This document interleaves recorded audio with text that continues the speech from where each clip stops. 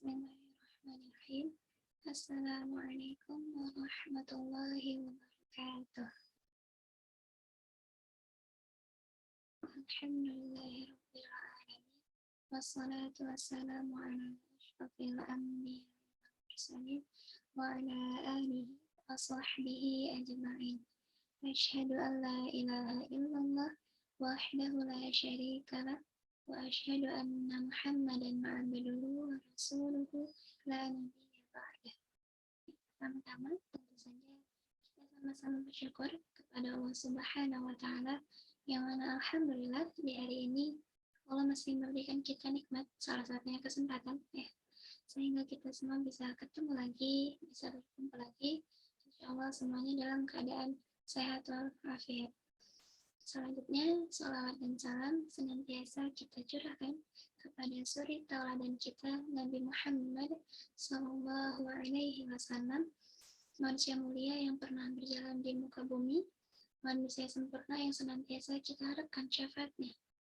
Dan kita berharap semoga ketika kita berjumpa dengan beliau, di mana dalam keadaan beliau mengenal kita sebagai bagian daripada umatnya. Oke, langsung saja. Insya Allah di kesempatan kali ini menyampaikan sedikit tentang tadabbur surah An-Naba, yang mana tadabbur ini Nadia kutip dari Kak Nusaibah Az-Zahra. Oke, jadi ketika misalnya kita lagi baca surat An-Naba, kita dibuat banyak merenung, yang mana kita tahu arti dari An-Naba adalah berita besar, berita besar. Nah, di dalamnya, di ayat pertama, itu diawali dengan sebuah pertanyaan tentang apakah mereka saling bertanya-tanya gitu. Tentang apakah mereka saling bertanya-tanya. Lanjutkan di ayat keduanya tentang berita besar, yang artinya tentang berita besar yang di dalam itu mereka berselisih, banyak yang berselisih. Nah, jadi tentang berita besar ini, di dalamnya banyak yang berselisih, kan? Ada yang percaya dan ada juga yang nggak percaya. Lalu apa sih memang berita besarnya? Di ayat berikutnya, Allah melanjutkan dengan banyak menyebutkan tentang hal-hal yang ada di sekitar kita. Kalau misalnya dari ayat 6 dari ayat 6 Allah sebutkan di situ ada bumi yang Allah hamparkan, gunung-gunung besar yang Allah jadikan pasak. Nah, habis itu disebutkan juga Allah ciptain manusia berpasang-pasangan, tidur yang menjadi istirahat, habis itu malam yang menjadi pakaian, siang untuk mencari penghidupan, 7 langit di atas kita yang kokoh, matahari yang menjadi pelita terang benderang. Itu ada lagi disebutkan sama Allah di ayat berikutnya, awan yang darinya diturunin hujan. Nah, dari hujan yang diturunin itu menumbuhkan biji-bijian dan tanam-tanaman, juga kebun yang rindang. Kalau nggak salah itu dari ayat 6 sampai ayat 16, Allah sebutin itu semua. Nah, lalu di sini kita dibuat bertanya-tanya, kan? Mana berita besar yang mau disampaikan sama Allah gitu? Mana berita besar yang mau diceritain nih? Kenapa Allah nyebutin tadi beberapa ciptaannya? Dari situ kita bakal dibuat mikir juga. Nah, pasti kayaknya ada maksud nih, kenapa Allah nyebutin ciptaan Allah semua tadi, gitu. Padahal kata Allah mau diceritain mana berita besarnya, gitu kan? Tapi belum juga diceritain. Nah, dari situ kita juga nanya, kenapa sebelum menceritakan berita besar, kenapa sebelum Allah jelasin berita besar, Allah menjabarkan itu semua tadi? Pasti Allah ingin kita meresapinya. Nah, Allah ingin kita sadar bahwa semua yang disebutin tadi itulah Allah yang menciptakan. Allah yang menciptakan untuk kita, untuk kebaikan kita sebagai hambanya. Berita selanjutnya lah yang Allah ingin sampaikan. Nah, tentang adanya hari keputusan. Di mana hari keputusan itu adalah waktu yang udah Allah tetapin. Nah, hari itu adalah hari saat sangkakala ditiupkan, yang berarti berakhir semua kehidupan yang ada di dalamnya, di dunia, termasuk semua yang Allah sebutin tadi di awal gitu. Ada bumi yang segala isinya hancur, gitu. Gunung-gunung hancur, yang tadi yang Allah ciptakan berpasangan lupa dengan pasangannya, nggak ada lagi namanya malam sama siang, gitu. 7 langit dan segala isinya hancur, runtuh semua, gitu. Lalu kemudian ketika sangkakala ditiup untuk kedua kalinya, gitu, maka bangkitlah sama manusia, gitu. Nah, inilah berita besar yang membuat banyak orang berselisih paham. Apa buktinya gitu? Oke, kita coba lanjut ke ayat berikutnya. Di sini Allah sebutkan tentang penggambaran tentang dua golongan.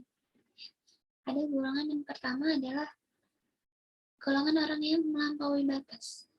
Sedangkan yang kedua adalah golongan orang-orang yang bertakwa. Sekarang nih lagi proses penilaian itu masih berlangsung gitu. Termasuk di dalam golongan mana sih kita gitu? Yang berselisih kah? Yang melampaui batas kah? Atau yang bertakwa? Gitu. Coba di sini kita jelasin sedikit. Yang pertama tadi disebutin ada golongan orang yang melampaui batas. Jadi disebutin dalam Al-Quran situ di ayat itu juga di ayat berapa ya? Makanya dalam An-Naba juga disebutin bahwasanya tempat orang yang melampaui batas itu tempatnya di neraka Jahanam. Sebagai balasan bagi orang yang melampaui batas ini, mereka akan tinggal di dalam Jahanam tadi, di dalam neraka itu dengan waktu yang sangat lama. Gitu. Di sana pun rasanya sangat panas, disebutin juga di ayat berikutnya, dan minuman yang tersedia di sana hanya dari air mendidih, dari tanah, air mendidih dan tanah. Nah, lalu apa yang dimaksud dengan melampaui batas? Melampaui batas itu gimana sih maksudnya? Disebutin juga di ayat berikutnya, kalau orang yang melampaui batas itu yang pertama, dia nggak percaya sama sekali bahwa akan adanya balasan bagi setiap amal perbuatan dan nantinya bakal ada hisab atau perhitungannya. Mereka nggak percaya. Lalu kemudian yang kedua, melampaui batas itu maksudnya di sini disebutin juga mendustakan ayat-ayat atau bukti-bukti kebenaran dari Allah. Nah, jadi orang yang ingkar pasti yang berbuat sesukanya tanpa pernah berpikir bahwa apa yang dilakukannya itu akan dimintai pertanggungjawaban nantinya. Mungkin ngerasa senang gitu, mungkin ngerasa senang aja sekarang, tapi lupa ada batasan yang gak boleh dilewatin gitu. Tapi lupa bahwa setiap kelakuan yang kita lakukan, setiap kelakuan yang diperbuat itu ada pencatatnya, pencatat yang lengkap dan detail yang berada di samping kita. Gitu. Nah, selanjutnya disebutin tadi golongan yang kedua adalah golongan orang yang bertakwa. Nah, kalau nggak salah di ayat 31-nya, di situ ada arti gini, artinya adalah sungguh orang-orang yang bertakwa mendapat kemenangan. Nah, di sini disebutin bahwa orang yang bertakwa tadi mendapat kemenangan, di mana juga udah disebutin juga di dalam itu disediain kebun-kebun yang indah, disediain ada buah anggur gitu, dari segi cantik yang sebaya, gelas-gelas yang penuh minum. Nah, habis itu di dalam itu nggak ada terdengar obrolan yang sia-sia atau dusta. Dan ini adalah balasan dan pemberian yang cukup banyak dari Allah untuk hambanya yang bertakwa dan mendapat kemenangan itu tadi. Nah, lanjut lagi, nanti akan ada suatu hari di mana semua manusia bakal dikumpulkan berbaris semua semuanya dalam kondisi diam. Jadi nggak ada yang berkata sedikit pun kecuali emang yang Allah izinkan untuk berbicara. Nah, dan inilah hari yang pasti terjadi. Nah, lalu kemudian ketika Nadia mendapatkan ini, sebenarnya Nadia dapat tadabbur ini udah lama. Cuman ketika tadi lagi baca lagi gitu. Nadia jadi bertanya nih, takwa Nadia sampai sekarang udah sejauh mana sih? Ini maksudnya ini hambanya sering banget lalai gitu. Sering banget lalainya, yang mana harusnya dari berita besar yang Allah sampaikan tadi harusnya membuat kita nih sebagai hambanya tuh menjadi lebih fokus buat mempersiapkan diri dengan sebaik mungkin gitu, yang mana agar kebaikan yang kita lakukan, amal-amal yang kita kerjakan bukan hanya diperjuangkan untuk dunia dan kehidupan di dalamnya, tapi juga untuk kemudian kita persiapin kita perjuangin untuk bekal kita. Tentu ini adalah kita tuh adalah nasihat sendiri, nasihat untuk diri sendiri, agar saat udah mulai lupa nih, saat dunia misalnya mulai diisi dengan lakukan sebatas urusan dunia aja, maka ini akan kembali mengingatin dia. Oh iya, ada di akhirat lah. Hari-harinya akan lebih jauh lebih panjang lagi daripada hari-hari dunia loh gitu. Maka harusnya persiapannya tuh jauh lebih matang harusnya dari dunia yang cuma sebentar aja. Nah, di sini juga buat Nadia makin sadar.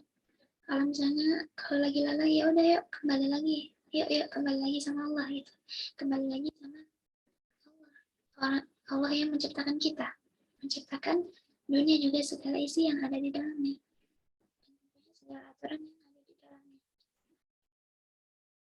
Semoga pada akhirnya kita semua termasuk ke dalam golongan orang yang mendapatkan kemenangan, dalam golongan orang-orang yang bertakwa, golongan orang-orang yang pada akhirnya bisa menang dari setan dan kawan-kawannya, yang mana juga sedang berusaha keras nih buat memalingkan kita dari berita besar tadi, yang mana kalau misalnya kita kalah sama mereka, pada akhirnya pun mungkin kembali lagi kita disebutkan sama urusan dunia yang fana, kita lalu lupa jalan pulangnya, jalan kembalinya.